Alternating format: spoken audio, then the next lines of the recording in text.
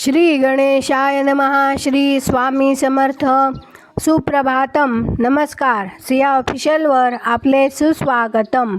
योगेशं सच्चिदानंदं वासुदेवं व्रजप्रियं धर्मसंस्थापकं वीरं कृष्णं वंदे जगद्गुरुं. आज आपण महाभारतातल्या पहिल्या खंडातल्या आदिपर्वातले शांतनुपाख्यान वाचायला सुरुवात करूया. काल आपण महाभीषाचे उपाख्यान वाचले. आता पुढे शांतनुपाख्यान वाचायला सुरुवात करूया. वैशंपायन म्हणाले, नंतर प्रतीप राजाचा जन्म झाला. हा राजा नित्य प्राणीमात्रांच्या हिताविषयी दक्ष असे. अनेक वर्षापर्यंत हरिद्वारामध्ये वास्तव्य करून तो उपासना करीत राहिला. गंगेने स्त्रीचे रूप धारण केले. सौंदर्य संपन्न व अतिशय कमनीय दिसणारी ती मानिनी गंगा पाण्यामधून बाहेर पडली आणि जप करीत बसलेल्या त्या प्रतीप राजाच्या शाल वृक्षाच्या फांदीप्रमाणे पुष्ट असलेल्या उजव्या मांडीवर येऊन बसली. राजा प्रतीपाने त्या यशवंतीला विचारले, हे कल्याणी, तुझी कोणती इच्छा मी तृप्त करू ते सांग. गंगा म्हणाली, तुझ्याकडे मी आकृष्ट झाली आहे. तुझ्या सहवासाची मला इच्छा झाली आहे. तुझा सहवास करू इच्छिणाऱ्या माझा तू स्वीकार कर. आपण होऊन आलेल्या कामिनीचा अव्हेर करणे ही गोष्ट सज्जन निंद्य समजतात. प्रतीप म्हणाला, हे सौंदर्यशालिनी, कामवासनेने मी कधीच परस्त्रीशी सहवास करणार नाही आणि जी माझ्या वर्णाची म्हणजे क्षत्रिय स्त्री नाही तिच्याशी तर मुळीच नाही. या व्रताचे पालन करणे हा माझा धर्म आहे असे मी समजतो. गंगा म्हणाली, राजा, मी तुला शोभणारी नाही असे मुळीच नाही आणि तुझ्या सहवासाला मी पात्र नाही असे कोणालाही म्हणता येणार नाही. मी स्वर्गामध्ये वास्तव्य करणारी सौंदर्यवती कन्या आहे. मी आपण होऊन तुझ्याकडे आलेली आहे. माझा स्वीकार कर. प्रतीप म्हणाला, तुझ्या इच्छेप्रमाणे मी वागावे असे तू म्हणतेस, पण तू स्वतःच त्याच्या आड आली आहेस. म्हणून आता जर मी तुझ्या इच्छेप्रमाणे वागलो नाही तर माझ्या हातून धर्मलोप घडेल आणि तो माझ्या विनाशाला कारण होईल. सुंदरी, माझ्या उजव्या मांडीवर तू येऊन बसली आहेस. उजव्या मांडीवर अपत्ये बसतात किंवा सुना बसतात हे विसरू नकोस. डाव्या मांडीवर पुरुषाची पत्नी बसते. तिथे तर तू बसली नाहीस. ज्या अर्थी तू माझ्या उजव्या मांडीवर बसली आहेस त्या अर्थी एकतर तू माझी कन्या तरी आहेस किंवा सून तरी आहेस. म्हणून हे रूप गर्विते, पत्नीविषयी वाटणारे प्रेम मला तुझ्याविषयी वाटणार नाही. तू माझी पत्नी होऊ शकणार नाहीस. तू माझी सून हो. माझ्या पुत्रासाठी मी तुला मागणी घालतो. स्नुषेसाठी राखून ठेवलेली पुरुषाची जी उजवी मांडी तिच्यावर तू येऊन बसली आहेस.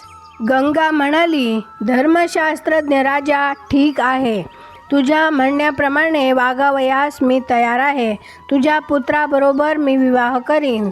तुझवर माझी भक्ती असल्यामुळे सर्व जगात विख्यात असलेल्या भरत वंशाचा मी आश्रय करीन.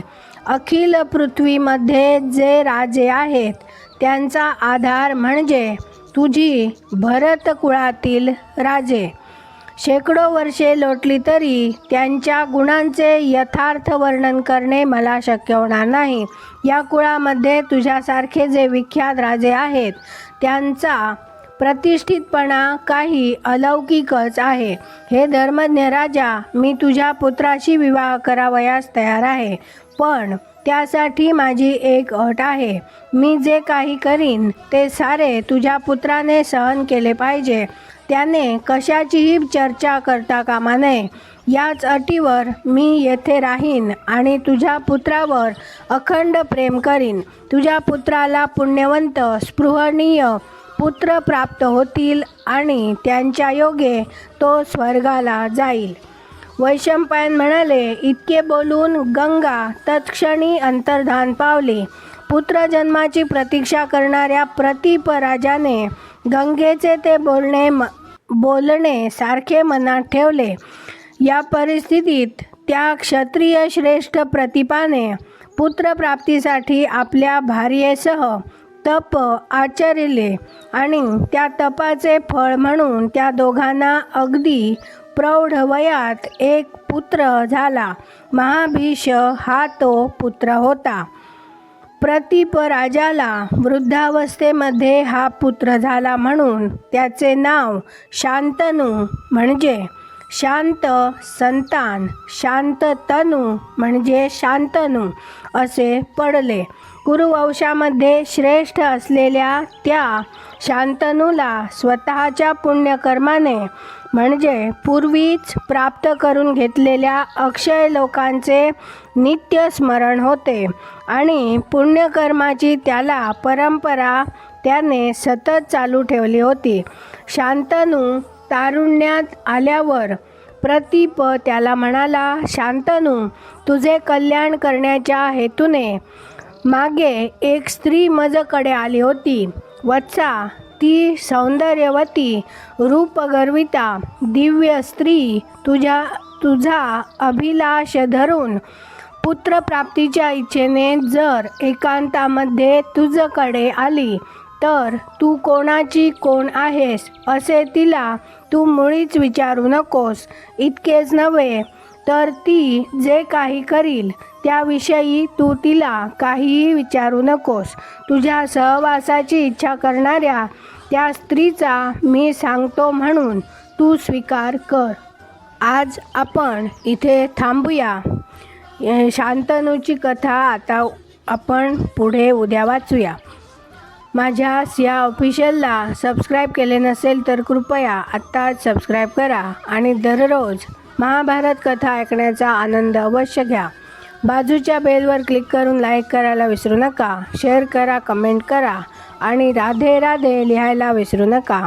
धन्यवाद. जय श्री